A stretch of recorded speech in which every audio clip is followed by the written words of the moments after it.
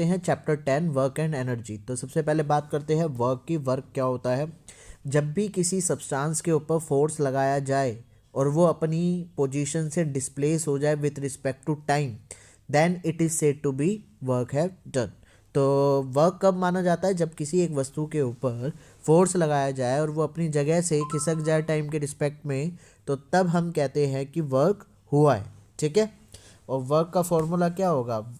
Work का formula होता है W equal to force into में डिस्प्लेसमेंट। ठीक है। चलो आगे बात करते हैं। हम अपने डेली लाइफ में कुछ ना कुछ फिजिकल, मेंटल, ये सब चीज़ें वर्क करते हैं, है ना। तो ये सारे क्या है? वर्क के एग्जाम्पल होते हैं आपके। तो वर्क डन, देखो ये फॉर्मूला दे रखा है यहाँ पर। वर्क डन का फॉर्मूला फोर्स इक्वल टू में डिस्प्लेसमेंट दे रखा है आपका। ठीक है, सिंपल सी बात है। और वर्क डन की यूनिट क्या होती है? वर्क डन की यूनिट होती है जूल। क्या होती है? जूल, या फिर हम बोल सकते हैं न्यूटन मीटर। सिंपल सी परिभाषा है। ठीक है।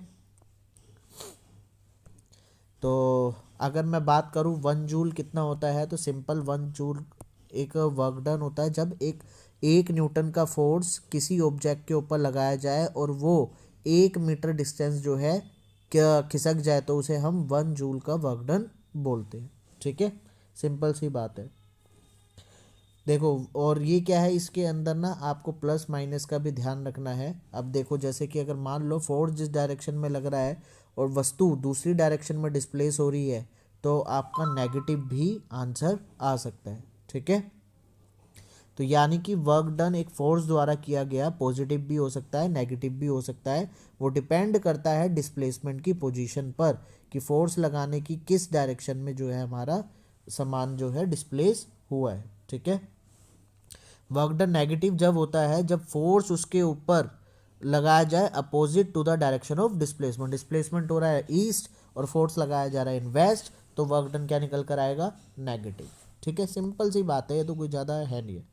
एनर्जी क्या होता है? देखो, एनर्जी क्या है? वर्क डन ही एनर्जी होती है। एक तरीके की एनर्जी है कि आपके अंदर वो पोटेंशियल जो जिसकी हेल्प से आप वर्क डन करते हैं, उसे हम एनर्जी कहते हैं। ठीक है। और दूसरे शब्दों में हम ये भी कह सकते हैं कि अगर किसी ऑब्जेक्ट के अंदर एनर्जी है तो वो वर्क कर सकता है। जैसे आप खुद का एग्जांपल ले लो, कई बार आप बहुत ज़्यादा थक जाते हो, आपके अंदर एनर्जी बचती नहीं है, तो आप काम करने लायक नहीं बचते हैं। तो यानी कि जब शरीर के अंदर एनर्जी होगी या सब्सटेंस के अंदर एनर्जी होगी, तो ही वो कुछ वर्क डन कर पाएगा। ठीक है। एनर्जी की अगर यूनिट की बात की जाए, तो एनर्जी की यूनिट भी क्या होती है? Joule, same as work. ठीक है। चलो, फॉर्म्स ऑफ एनर्जी की बात करें तो बहुत सारी फॉर्म्स होती हैं एनर्जी की। उनमें हम मेनली यहाँ पर मैकेनिकल एनर्जी की बात करने वाले हैं। मैकेनिकल एनर्जी में दो तरीके की एनर्जी होती है, पोटेंशियल एंड काइनेटिक एनर्जी। इसके अलावा heat energy, chemical energy, electrical energy, light energy, ये भी हैं आपकी। ठीक है।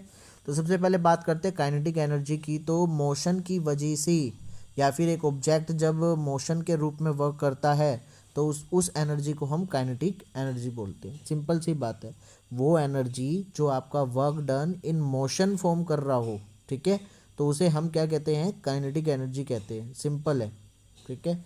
जैसे बुलेट, गोली का चलना, हवा का बहना, पहिए का घूमना, पत्थर को फेंकना, ये सब मोशंस के एग्जाम्पल हैं, और इनमें लगने वाली एनर्जी काइनेटिक एनर्जी होती है। ठीक है।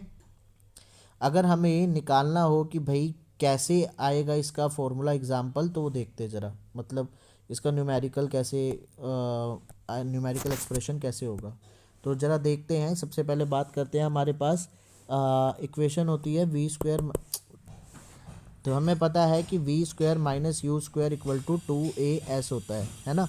ये 2A नीचे ले आते हैं तो V² माइनस U² बटे में 2A इक्वल टू S हो जाएगा। अब देखते हैं वर्क डन का फॉर्मूला क्या था? फोर्स इनटू में डिस्प्लेसमेंट। फोर्स की जगह लिखेंगे हम MA और S की जगह लिखेंगे V² माइनस U² बटे में 2A। A से A कट गया, क्या बचा? Half M V² minus U², work done. और वर्क डन को हम एनर्जी के बराबर रख देंगे, जो कि हमारी काइनेटिक एनर्जी है। तो इक्वल टू क्या हो जाएगा? Half MV² minus half MU²। इसे हम काइनेटिक एनर्जी फाइनल बोल सकते हैं और इसे हम काइनेटिक एनर्जी इनिशियल बोल सकते हैं। ठीक है।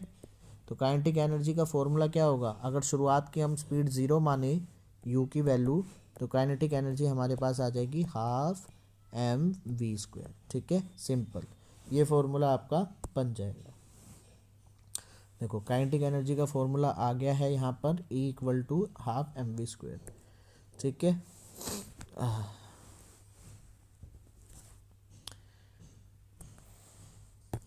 जब किसी सब्सटेंस के ऊपर वर्क डन किया जाता है तो उसके अंदर एनर्जी स्टोर्ड हो जाती है और उस स्टोर्ड एनर्जी को हम पोटेंशियल एनर्जी बोलते हैं। ठीक है, अब यहाँ देखो ये पोजीशन बेस्ड होती है आपकी, ये एनर्जी क्या होती है, ठीक है, पोजीशन बेस्ड होती है। जैसे वर्क डन है W = फोर्स इंटू डिस्प्लेसमेंट। अब फोर्स क्या होता है M × G, और डिस्प्लेसमेंट यहाँ पे हाइट की फॉर्म में होती है तो H। तो वर्क डन का फॉर्मूला क्या बन जाएगा, mgh, और ये वर्क डन पोटेंशियल एनर्जी के बराबर होगा, तो पोटेंशियल एनर्जी होगी हमारे पास mgh। दूसरी बात, ये डिपेंड नहीं करता है कि भाई आप ऑब्जेक्ट को कितनी हाइट पर कैसे लेके जा रहे हो। यहाँ पर देखो इस सिचुएशन में स्ट्रेट ले गए और यहाँ पर घुमा फिरा फरू के अगर लेके जाओ, तो हाइट अगर सेम है तो पोटेंशियल एनर्जी भी क्या मिलेगी आपकी, सेम मिलेगी, इक्वल मिलेगी। ठीक है, चलो नेक्स्ट चलते हैं आगे। Law of conservation of energy क्या कहती है, during the motion the sum of the potential energy and kinetic energy is always remain constant. This is the law of conservation of energy. इसको हम सिंपली भाषा में ऐसे भी लिख सकते हैं, energy can neither be created nor be destroyed. ठीक है, देखो यहाँ पे sum of kinetic energy and potential energy of an object is total mechanical energy which is always remain during the motion is constant. ठीक है, अगर हमारा potential energy बढ़ता है तो काइनेटिक एनर्जी कम हो जाती है, काइनेटिक एनर्जी बढ़ती है तो पोटेंशियल एनर्जी कम हो जाता है। अब बात करते हैं पावर की। देखो हर व्यक्ति की पावर अलग अलग होती है ना, कैसे जज करते हैं हम पावर को कि कितना वर्क डन कोई व्यक्ति कर सकता है और कितने टाइम में, है ना।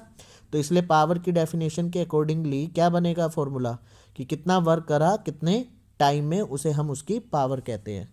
तो पावर की यूनिट वोट होती है। ठीक है, किलो वोट बोलेंगे तो 1000 वोट हो गया, सिंपल सी बात। और 1 किलो वोल्ट का मतलब 1000 जूल पर सेकंड भी होता है, तो मतलब वोट = जूल पर सेकंड भी कहा जाता है। ठीक है, क्वेश्चन खत्म चैप्टर। बस छोटा सा चैप्टर था जो कि आपका 7-8 मिनट का था।